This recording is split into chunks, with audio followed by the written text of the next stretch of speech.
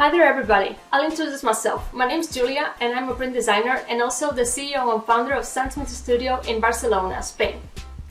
In the studio we are specialized in preparing exclusive textile print collections for women's, kidswear and interiors.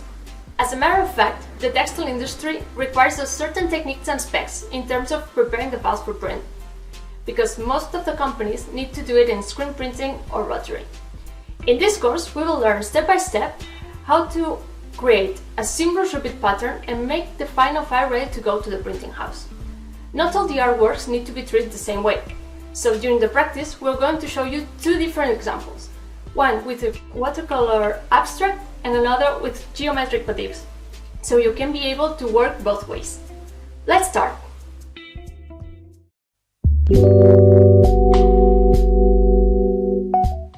In this first lesson, what we are going to do is clean the artwork to make the most of it when we develop the print. To start, we'll need to have the artwork done, scan in right resolution, and open the TIFF file in Photoshop. If you need some help about how to approach the theme of your artwork, I strongly recommend you to revise my last short course, Nap Like a Boss, create your own surface pattern to back cover with Procreate. As there, I'll show you how to inspire yourself to create the motifs for your artwork.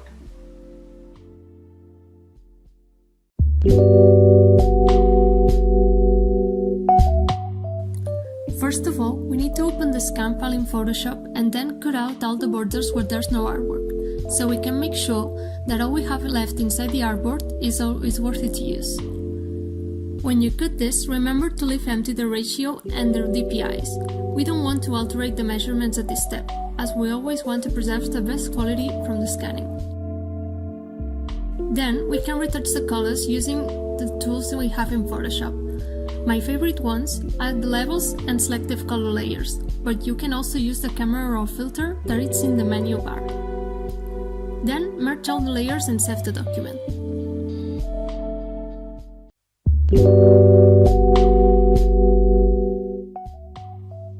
When working with figurative artwork, the first part of the procedure is kind of the same as it was with the abstract one. So open the file, cut out the borders and do any color retouches first.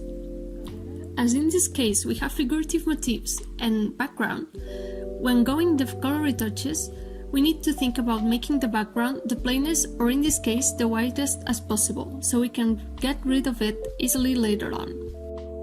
To erase the background, I create a transparent layer and moving behind everything else, and then I use the color range tool, going to Menu, Select, Color Range. Select the background and then I press the erase key in the keyboard. Then we need to put each motif in a new layer so we can have them separated to work on the repeat later on. To do that, go to the layer where the artwork is, and with the lasso tool make the selection and do a new layer via cut using Command-Shift-J. Make sure that you are in the right layer each time, as otherwise mistakes like this can occur. Once you finally have each motif in a layer, we'll export them going to Menu, File, Export, Layers to Files. When the window shows up, put the options in PNG 24 with transparent background checked.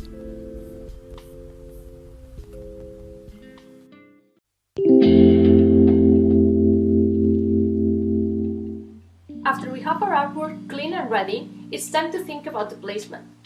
This step is quite useful, especially when working with abstracts. I like to call it like a pre-repeat, as it will determine the final outlook of our wrapper.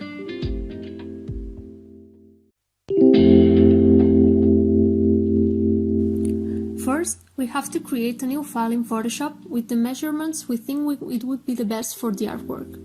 Remember that it should have 300 DPIs, and that you must use, at least in height, the standard measurements of the industry, which means 8, 16, 32 or 64 centimeters.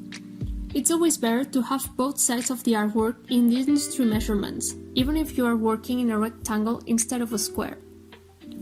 Abstracts most of the times will look better in bigger sizes, like 64 and 32 centimeters. I personally won't recommend to work an abstract in a smaller size than that, as otherwise the repeat will be too noticeable. In this case, I'll work in an artwork that measures 32 by 32 centimeters. Depending on the style of the artwork, you may place it once, twice, play with layer styles, etc. But in any case, what we are aiming to do in this step is filling the most as possible of the artwork, so later on, when we do the repeat, we can work faster. If you want, you can also fix now the weird ends that can occur with the overlap of layers.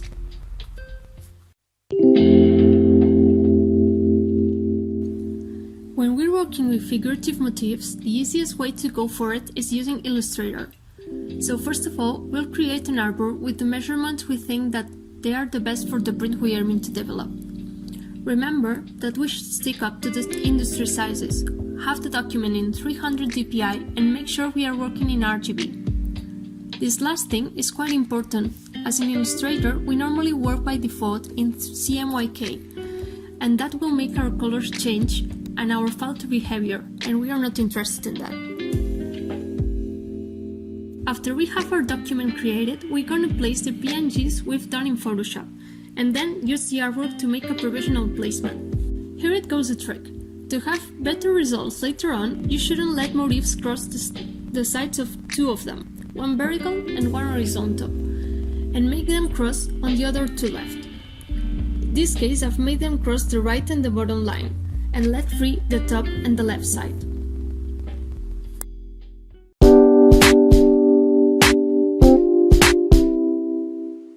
Once we have our placement done, now we'll prepare the wrapper. For those who are not familiar with this term, a wrapper is a tile that it will be able to be repeated in any way infinitely. As you've already seen in the last lesson, when working in textiles, we have standard sizes for the tiles: 8, 16, 32 and 64 centimeters, which they need to be like this at least in height. This is because in the printing houses, the rolls that put the colors on the fabric are 64 centimeters of diameter, so we need our wrapper to fit in this size and be seamless as it rolls over the fabric. Time to repeat!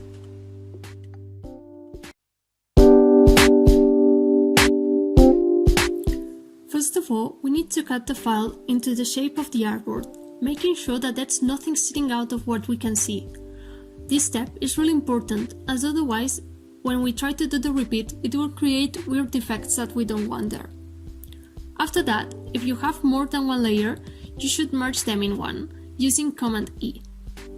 Then, go to Filter, Offset, put it in 00 and drag the artwork around until you have the edges being visible at the center. When we have this, now we're going to fix any intermediate parts between one another using the tools to make so. The ones that are used the most are the Lasso tool, plus Edit, Fill, Content Aware, and the GK tools, Spot Healing Brush, Patch, Content Aware, etc. Then repeat this whole process, offset plus fixing, until you can offset and the pattern appears to be seamless.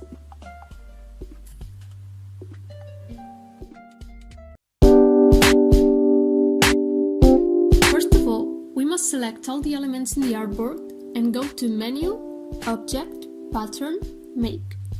Then a window will pop up and we'll be able to change some features, move elements and try different placements in live view. Remember that you must put the size of the artwork in measurements.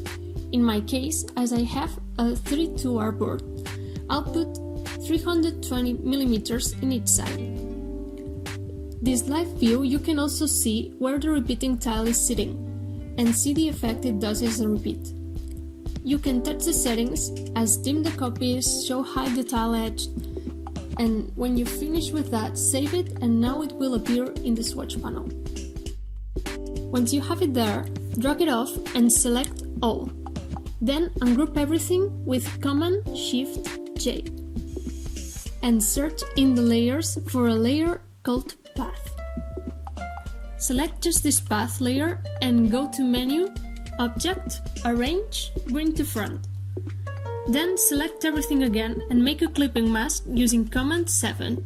Then you should get a perfect square rectangle that it will be our wrapper. Select the wrapper and go to Menu, File, Export Selection, and then when the Options window pop up, select PDF and make sure that it's in high print quality in the advanced settings.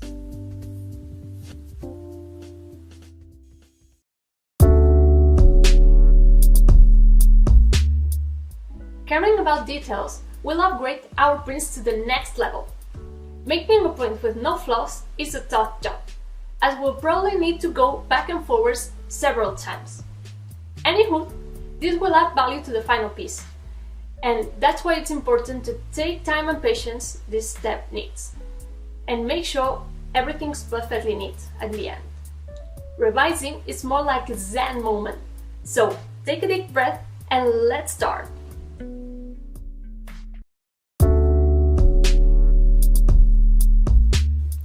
First of all, what I like to do is see the repeat in action. To do that, what we have to do is first go to Menu, Edit, Define Pattern, and press OK. Then create a new file, an A3 or A4 in 300 dpi. It's fine, the size doesn't really matter here.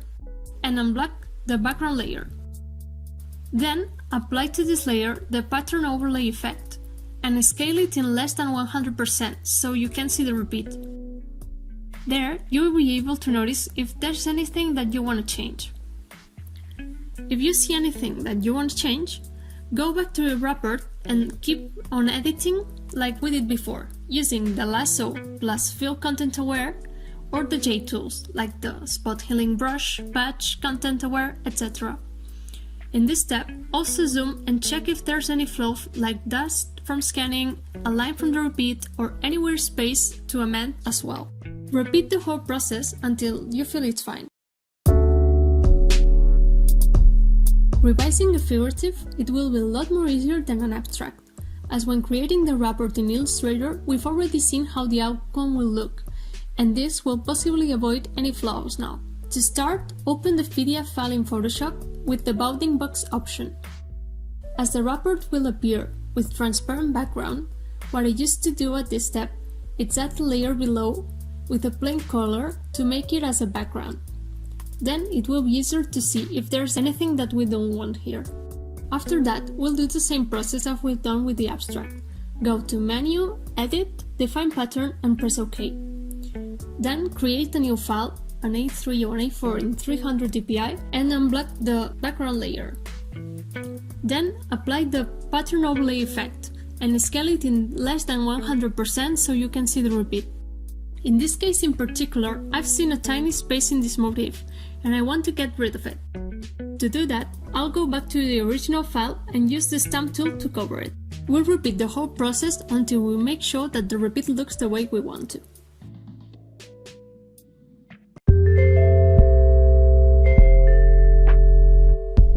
Color separation is one of the most important processes to deliver a quality file in the textile industry. Not just because clients most of the times will need to adapt the colors of the artwork to meet their collection mood, but also in printing techniques like screen printing, they'll need to create different screens, one for each color. So we'll need to have each color in a different layer in our file and make sure any layer sits on top of any other. If this happens, the color overlay between the different colors will create another one. And most of the times we are not interested in having this effect. There's a lot of different ways to do color separations, but here I'll show you the ones I use in each case and get me good results.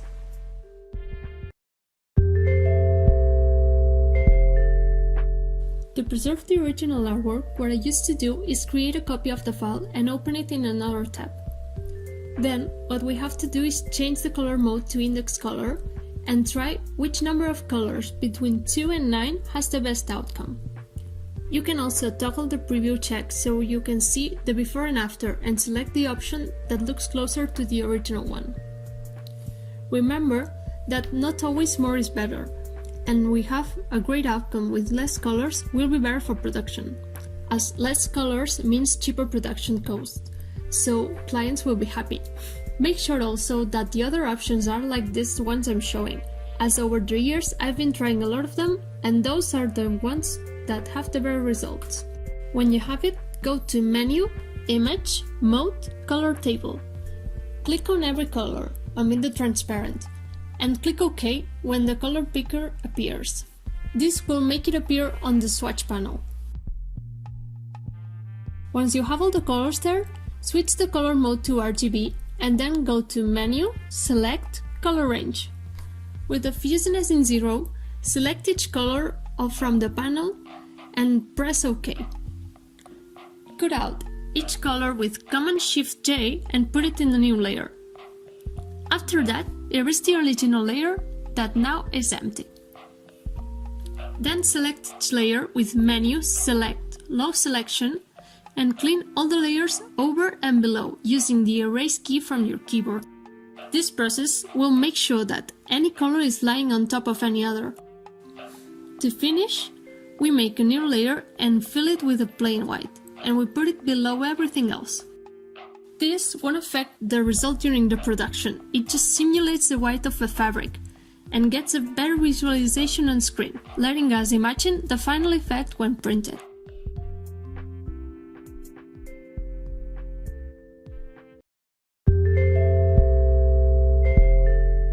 Here, the procedure is quite the same as with the abstracts, but with some few but important differences.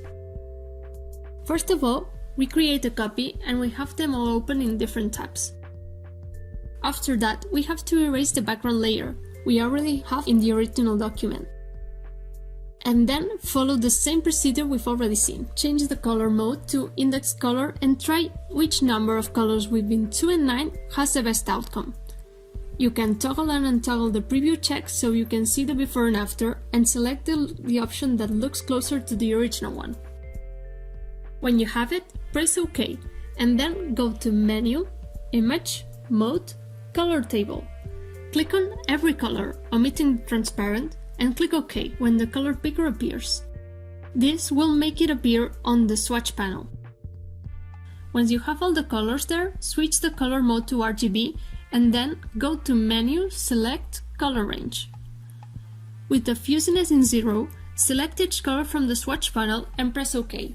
Cut out with Command-Shift-J each color to put it in the new layer. After that, erase the original layer that is now empty. Here it comes another difference. Before cleaning, we should go first to the original artwork, make a copy of the background and drag it into the color-separated file. Then select each layer with Menu, Select, Low Selection and clean all the layers over and below, using the Erase key from your keyboard. Remember to leave the background for the layers to clean, or it won't come out great. To finish, we make a new layer and fill it with plain white, and we put it below everything else.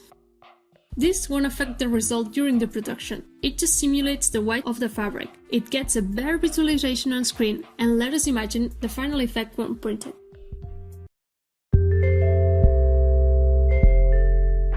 There are some special cases when the elements are so graphic, which using the color index technique won't give us the best outcome. Then is when we have to go for this, using the color range tool, which we all know by now. To start, we'll open the color range tool and this time we'll play with the fuzziness and we can see that the color we want to separate is selected, but anything else is. Then we'll press OK and then we'll cut out the selection into a new layer using Command-Shift-J.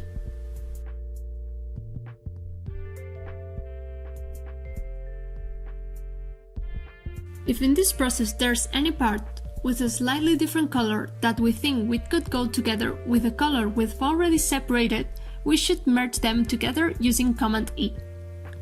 I like to untoggle the visibility of the layers once I have them separated, so when we do the next selection, it doesn't affect it. Then, when we have everything separated, first select the background color with the eyedropper tool, which you can shortcut pressing the letter I in your keyboard. After that, delete the layer, create another one and fill it with the selected color. Then, select each layer with Menu, Select, Load Selection, and clean all the layers over and below using the Erase key from your keyboard. Remember to leave the background for the layers to clean, or it won't come out great. Once we have it clean, as we did ourselves the color selection, we have to make sure that each layer has just one single color. To do that, we're going to pick the color we want for a layer with the eyedropper and apply the color overlay effect to the layer.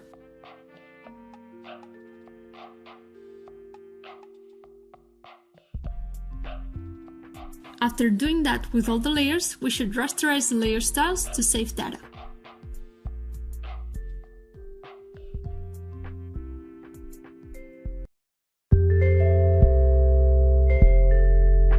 This case, it may be one of the most special ones, but it appears to happen when we combine an abstract background with graphic elements on top. With this kind of artworks, we'll have to combine the two other techniques that we've already learned. The first thing we're going to do is separate the graphic elements on top. To do that, we are going to use the color range tool, and then, once selected, we are going to cut it into a new layer using Command-Shift-J. Then, we are going to use the color overlay effect to make sure that there's just one color in this layer. After that, we save it as a copy with a new name, and we open both files in different tabs. Once we have them, in the color separation one, we erase the graphic top layer and then we proceed with the whole index color process. Once it's done, we drag the graphic element layer and place it properly on top.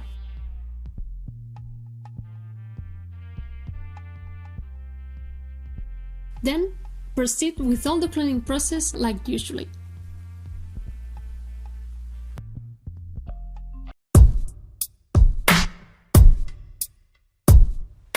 Each print design studio has its own savoir-faire signature and prepares its files its own way. There's not just one way that it's the correct one, but here I'll show you how do we prepare them in SandSmith and why both us and our clients think they're a good way to do so. Prepare the final file. It's the same in any kind of artwork, as when we already have it color separated, the procedure stays the same, no matter the type of the artwork it was at the beginning. So first, what we have to do is name the layers, col 1, col 2, col 3, col 4, col 5, etc., respectively in order of appearance. Then rename the plain white layer below as background. Gather all these color layers in one group called colors. Copy this group and merge it with Command E and rename it as one layer, side centimeters repeat.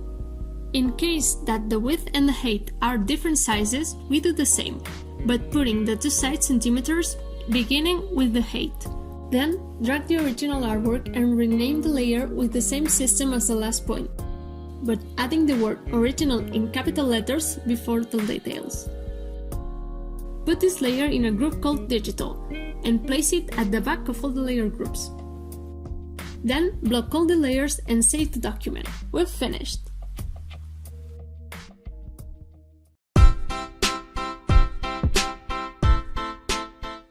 And that's all from us.